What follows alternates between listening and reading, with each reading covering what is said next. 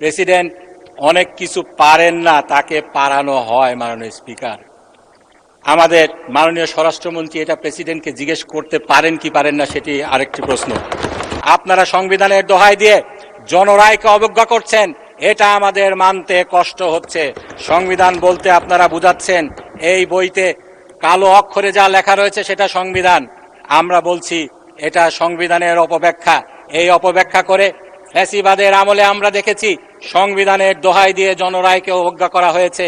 আপনারাই এখন বিচার করুন, আপনারা কি সংবিধানের দোহাই যেভাবে দিচ্ছেন এটা মেনে শহীদ জিয়াউর রহমানকে আপনারা ক্ষমতার অবৈধ দখলদার হিসাবে স্বীকার করে নেবেন কিনা? এই পঞ্চম সংশোধনীকে এই সংবিধান থেকে লাথি মেরে বের করে দেওয়া হয়েছিল সেদিন। জনাব আমদালিব রহমান পার্থ যে কথাটি বলেছেন, ওনারা গণভোট মানেন, জনগণের ক্ষমতায় ওনারা বিশ্বাস করেন।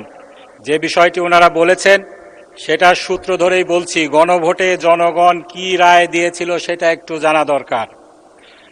গণভোটের প্রথম প্রশ্ন যেটা ছিল, মূল প্রশ্ন যেটা ছিল, আপনি কি জুলাই জাতীয় সনদ, সংবিধান সংস্কার বাস্তবায়ন আদেশ 2025 এবং জুলাই জাতীয় সনদে লিপিবদ্ধ সংবিধান সংস্কার সম্পর্কিত নিম্নলিখিত প্রস্তাব সমূহের প্রতি আপনার সম্মতি জ্ঞাপন করছেন?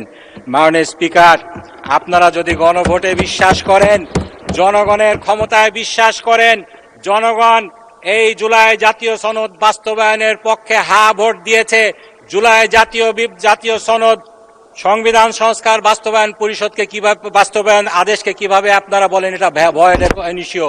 এটাকে বলেন কিভাবে আপনারা এটার এখতিয়ার নেই? একথা আমি আপনার মাধ্যমে প্রশ্ন রাখতে চাই। মাননীয় স্পিকার, এখতিয়ারের প্রশ্নে অনেক কথা এসেছে, কিন্তু এখতিয়ার আছে কি নাই এটা বলার এখতিয়ার কার আছে এটা সংবিধান থেকে দেখবেন না? সংবিধানের 102 নম্বর অনুচ্ছেদে পরিষ্কার বলা হয়েছে এটার এখতিয়ার শুধুমাত্র রয়েছে আমাদের হাইকোর্টের, সেটা ছাড়া আর কারো ওই এখতিয়ার নেই। আমাদের এই সংসদকে বলা হচ্ছে আমরা নাকি সার্বভৌম। মাননীয় সংসদ সদস্য, মাননীয় স্বরাষ্ট্রমন্ত্রী বলেছেন এই সংসদ বলে সার্বভৌম। এই সংসদ কি এই সংবিধান অনুযায়ী সার্বভৌম? এই সংসদের ব্যাপারে এই সংবিধানের 65 অনুচ্ছেদে কি বলা হয়েছে মাননীয় স্পিকার? জাতীয় সংসদ নামে বাংলাদেশে একটি সংসদ থাকবে এবং এই সংবিধানের বিধানাবলী সাপেক্ষে প্রজাতন্ত্রের আইন প্রণয়ন ক্ষমতা এই সংসদের উপর ন্যস্ত হইবে। আমরা এই সংবিধান দ্বারা আইন প্রণয়নের ক্ষমতা প্রাপ্ত, আমাদের আইনের ব্যাখ্যা দেয়া কোনটা আইন এখতিয়ার বহির্ভূতভাবে হয়েছে এটা ডিক্লেয়ার করার কোনো ক্ষমতা নেই। এই ক্ষমতা রয়েছে শুধুমাত্র হাইকোর্টের। আমরা যদি এই সংবিধান মানি, আমরা যদি এটাতে সত্যিকার অর্থেই বিশ্বাস করি, আমাদেরকে আজকে এই কথা মেনে নিতে হবে। মাননীয় স্পিকার, আরো অনেক কথা বলা হয়েছে আমরা নাকি সংবিধান মানি না। আমরা জুলাইয়ের কথা বলতে বলতে মুখের ফেনা তুলে ফেলছি, কিন্তু আমরা সংবিধান মানি না। মাননীয় স্পিকার, এই কথাটি ঠিক নয়। আমরা যেটা মানি না সেটা হলো সংবিধানের যে ব্যাখ্যা আপনারা দিতে চেষ্টা করছেন সেই ব্যাখ্যা মানতে আমাদের কষ্ট হচ্ছে। আপনারা সংবিধানের দোহাই দিয়ে জনরায়কে অবজ্ঞা করছেন, এটা আমাদের মানতে কষ্ট হচ্ছে। সংবিধান বলতে আপনারা বুঝাচ্ছেন এই বইতে কালো অক্ষরে যা লেখা রয়েছে সেটা সংবিধান। আমরা বলছি এটা সংবিধানের অপব্যাখ্যা। এই অপব্যাখ্যা করে ফ্যাসিবাদের আমলে আমরা দেখেছি সংবিধানের দোহাই দিয়ে জনরায়কে অবজ্ঞা করা হয়েছে, জনগণের আশা আকাঙ্ক্ষাকে ছুঁড়ে ফেলা হয়েছে। আমরা তার বিরুদ্ধে। আমরা মনে করি সংবিধান যেটা বলেছে সংবিধান সম্পর্কে, এই সংবিধানের 7ম অনুচ্ছেদে যেটা বলা হয়েছে জনগণের অভিপ্রায়, সেটাই হলো সংবিধানের মূল শক্তি। এই অভিপ্রায় যেভাবে ব্যক্ত করা হবে সেই ব্যক্ত করা জিনিসটি সংবিধান। জনগণের রায় মাননীয় স্পিকার কিভাবে ব্যক্ত হয়? জনগণ যখন ভোট দেয়, জনগণ যখন গণ অভ্যুত্থান করে, জনগণ যখন বিপ্লব করে, তখন জনগণের সেই সাংবিধানিক ক্ষমতার বহিঃপ্রকাশ ঘটে। সেটাকে যদি আপনারা অবজ্ঞা করেন তাহলে প্রকারান্তরে আপনারা সংবিধানকেই অবজ্ঞা করছেন। এটাই আমরা বলতে চেয়েছি। জনগণ গণভোটে 70% ভোট দিয়েছে। তারা এই জুলাই জাতীয় সনদ বাস্তবায়ন আদেশকে মেনে নিয়েছে। এই বাস্তবায়ন আদেশকে মেনে নিয়ে আপনারা সংস্কার পরিষদ গঠন না করে, সংস্কার পরিষদের শপথ না নিয়ে, সংস্কার পরিষদ 30 দিনের মধ্যে না দেখে আপনারা এই সংবিধানকে অবজ্ঞা করেছেন, জনগণের ক্ষমতাকে অবজ্ঞা করেছেন, জনগণের উইল পাওয়ারকে আপনারা অবজ্ঞা করেছেন, এই কনস্টিটিউয়েন্ট পাওয়ারকে আপনারা অবজ্ঞা করেছেন। মাননীয় স্পিকার, সংবিধানের গুণ কীর্তন করতে যে পঞ্চম সংশোধনীর কথা এখানে টেনে আনা হয়েছিল। এখানে বলা হয়েছিল, আমি কোট করছি ভার্বাটিম, এই সংবিধানে এমন সংশোধনী আছে যেটা পৃথিবীর ইতিহাসে বিরল। সামরিক শাসনের মধ্য দিয়ে গণতন্ত্রের দ্বার উন্মোচন করে দেয়া হয়। এটার একমাত্র উদাহরণ বাংলাদেশ। শহীদ রাষ্ট্রপতি জিয়াউর রহমান এটা করেছিলেন। মাননীয় স্পিকার, খুবই সত্য কথা। আমরা যেটা বলতে চাই, এই পঞ্চম সংশোধনীকে আজকে যেমন আপনারা সংবিধানের দোহাই দিয়ে ছুঁড়ে ফেলতে চাচ্ছেন সেই জুলাই জাতীয় সনদ বাস্তবায়নের ঘটনাটা, সেই একই কায়দায় এই পঞ্চম সংশোধনীকে এই সংবিধান থেকে লাথি মেরে বের করে দেওয়া হয়েছিল সেদিন। সেই ফ্যাসিবাদী সরকার এটা করেছিল, আপনারা একই পথ অনুসরণ করছেন, এটাই আমাদের দুঃখের বিষয়। সেদিন শুধুমাত্র পঞ্চম সংশোধনীকেই বাতিল করা হয়নি, সেদিন সংবিধানের দোহাই দিয়ে শহীদ প্রেসিডেন্ট জিয়াউর রহমান সম্পর্কে কি কথা বলা হয়েছিল সেটা জানা দরকার জাতির। শহীদ প্রেসিডেন্ট জিয়াউর রহমানকে বলা হয়েছিল অবৈধ দখলদার, ইউজার পার। আমি কোট করছি মাননীয় স্পিকার, সেই জাজমেন্টে কি বলা হয়েছিল? The high court division having found Khondaker Mostaq Ahmad, justice S M Sayem and general Ziaur Rahman as usurpers. এটার মানে হলো হাইকোর্ট পেয়েছে, যেটা তারা সাব্যস্ত করেছে, Khondaker Mostaq Ahmad, justice S M Sayem এবং জেনারেল জিয়াউর রহমান হলো অবৈধ দখলদার। সংবিধানের আজকে আপনারা যেরকম দোহাই দিচ্ছেন, সংবিধানের এই লিটারাল মিনিংকে, এই সংকীর্ণ মিনিংকে আপনারা উপরে তুলে ধরছেন। এটাকে যদি মেনে নিতে হয়, পঞ্চম সংশোধনী বাতিল রায়ের মাধ্যমে জিয়াউর রহমান অবৈধ ক্ষমতার দখলদার হন। আপনারাই এখন বিচার করুন, আপনারা কি সংবিধানের দোহাই যেভাবে দিচ্ছেন এটা মেনে শহীদ জিয়াউর রহমানকে আপনারা ক্ষমতার অবৈধ দখলদার হিসাবে স্বীকার করে নেবেন কিনা? মাননীয় স্পিকার, এই সংবিধানের দোহাই দিয়ে 13-10 সংশোধনী কেয়ারটেকার গভর্নমেন্টকে বাতিল করা হয়েছিল। বাই দ্য ওয়ে মাননীয় স্পিকার, এই কেয়ারটেকার গভর্নমেন্টকে আপনারা সেদিন পঞ্চম সংসদে মেনে নিতে চাননি। আপনি সেই পার্লামেন্টের অংশ ছিলেন।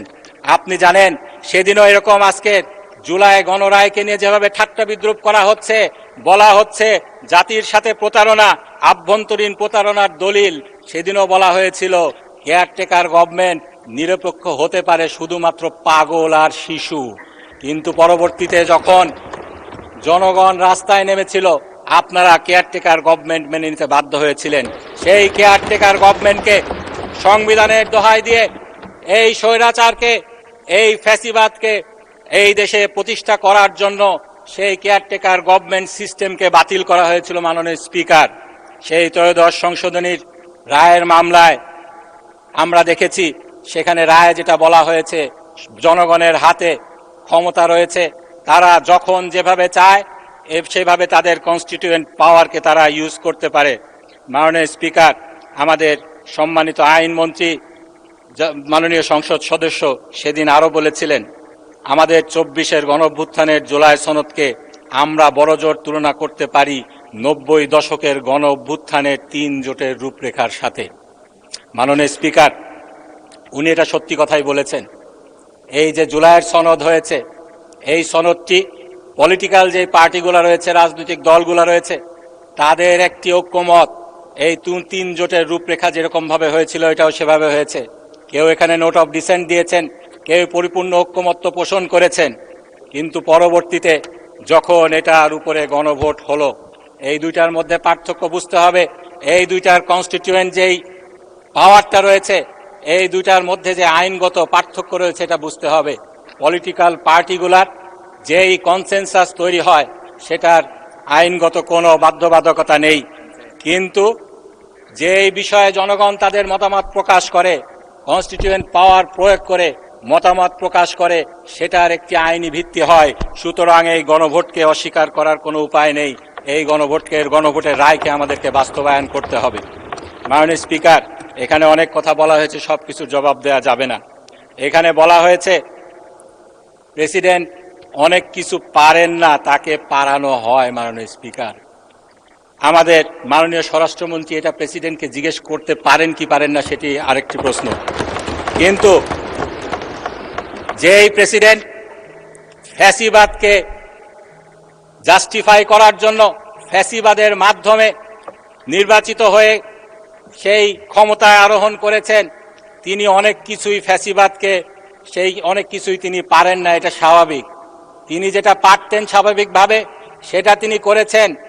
দেশনেত্রী বেগম খালেদা জিয়াকে তিনি যখন দুদকে ছিলেন সেদিন তিনি জিয়া অরফানেজ মামলায় দোষী সাব্যস্ত করেছিলেন, কিন্তু তাকে জনগণ বিপ্লবের পরে অনেক কিছু পাড়িয়েছে যার সরাসরি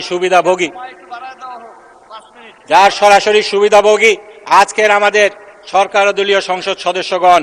সেদিন তাকে কি জিনিস পাড়িয়েছিল আমি আপনাকে একটু বলতে চাই।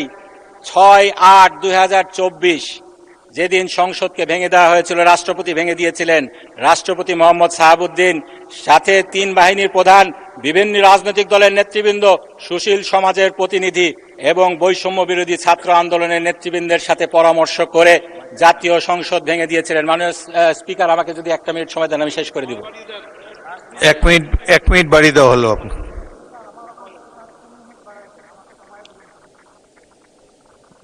বিরোধী দলের নেতা বলেন। 2 মিনিট, আচ্ছা 2 মিনিট বাড়িয়ে দেওয়া হলো। 2 মিনিটে কনক্লুড করেন। মাননীয় স্পিকার, ধন্যবাদ আপনাকে।